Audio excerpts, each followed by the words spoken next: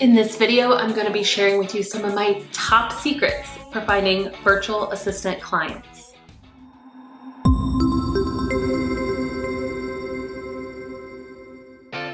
My name is Abby Ashley and this is my YouTube channel. I am constantly releasing new videos that share with you how to build a virtual assistant business. I've been running my own VA business since 2013 and have since trained thousands of other people how to do the same. So if you're looking for information on how to get started as a virtual assistant, wondering how do you really get virtual assistant clients, how do you organize your business, set everything up legally, this is the place to be. Go ahead and subscribe to my channel and make sure you hit that bell so you'll be notified every single time I post a new virtual assistant video. All right, so I'm sharing with you some of my best tips for finding virtual assistant clients in this video. And I wanna go ahead and throw out that these tips actually work. These are the exact same tips that I share inside of my signature virtual assistant training program. Let's check out some of the results that my students have gotten from following these marketing tips. Brianna says, I will forever be thankful for this course. Only 3 weeks in and I landed my second client. I never thought I would have gotten this big of a client either. I've gained so much confidence by going through the course.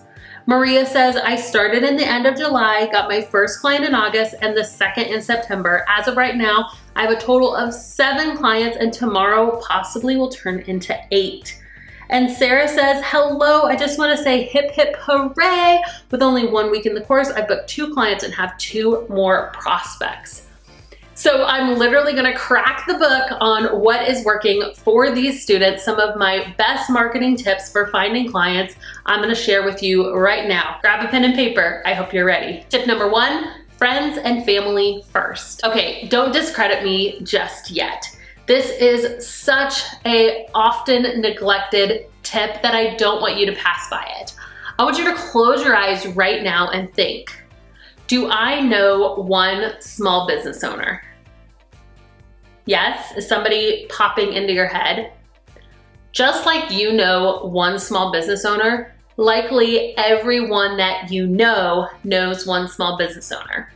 The thing I love about virtual assistants is that you don't have to sell to your friends and family.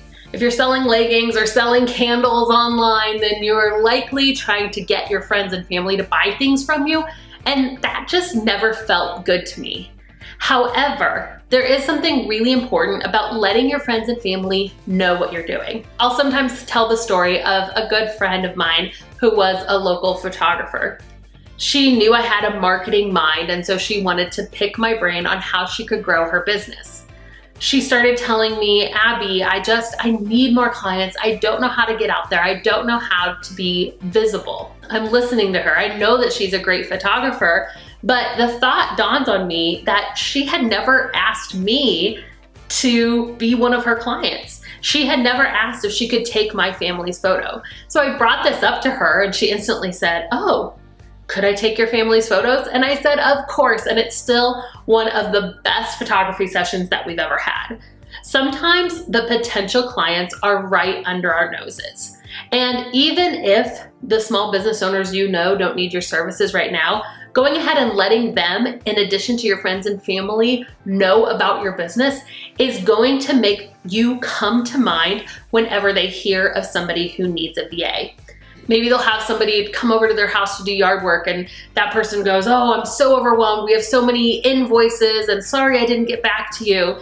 Instantly, you're gonna come to mind as, hey, I think I know of somebody who can help out with that. I've had several students who thought, okay, this approach didn't work. I reached out to 100 people and I didn't get one single bite. And then 2 or even 3 weeks later, all of a sudden the referrals will start coming in. So I recommend not skipping this step when it comes to your own business. There's something really rewarding about just telling people, this is what I'm doing. So make sure you make a point to talk to friends and family first. Number 2, let's get in person. There is something very empowering about going to your first live event. Now, there are several ways that you can get in front of a live audience.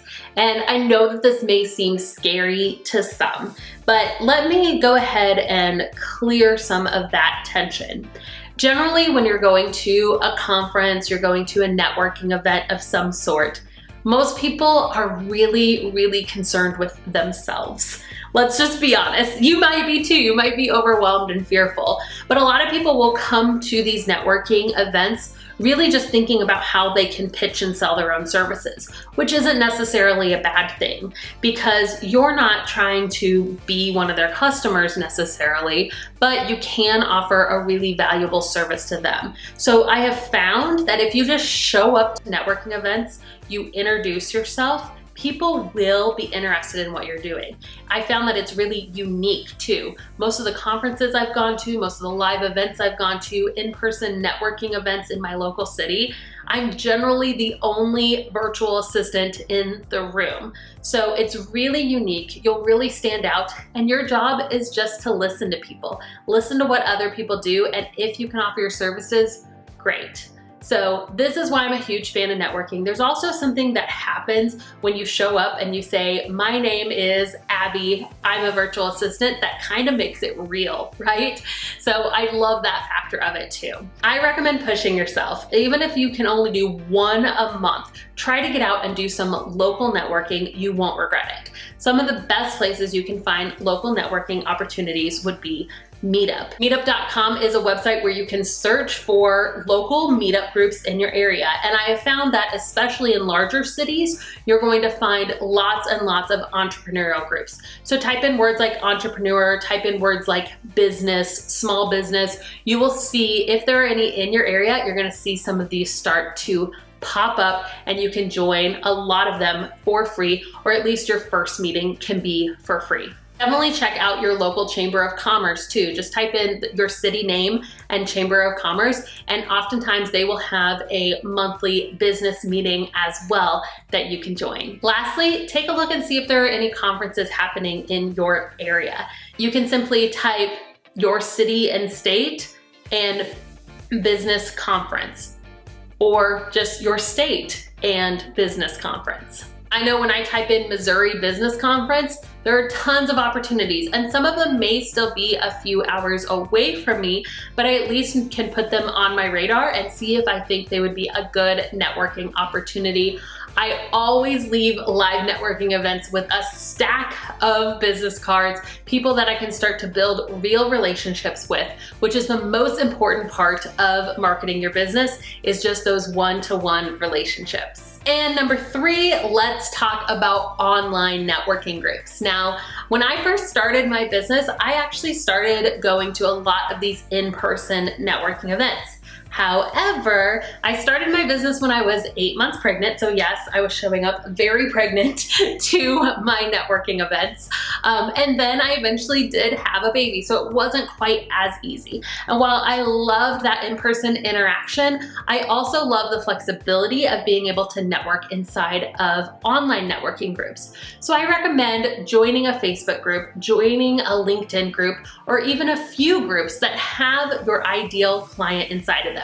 Maybe they're general small business owners. Maybe you cater just to photographers or just to those in the wedding industry. Whatever it is, go ahead and join some Facebook groups that have those type of small business owners in them and start engaging, start interacting, start showing up, because this is another great place to find clients for your virtual assistant business. And if you haven't already, make sure you check out my Facebook Marketing for Virtual Assistants video. It includes some of my best tips for marketing your business on Facebook. I hope that you loved these virtual assistant marketing tips.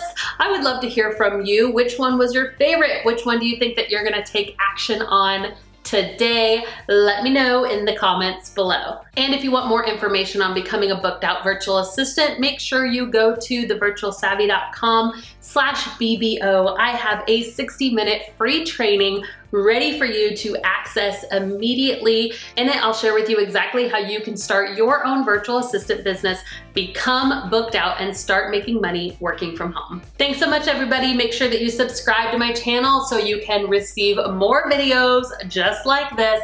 I'll see you next time. Bye.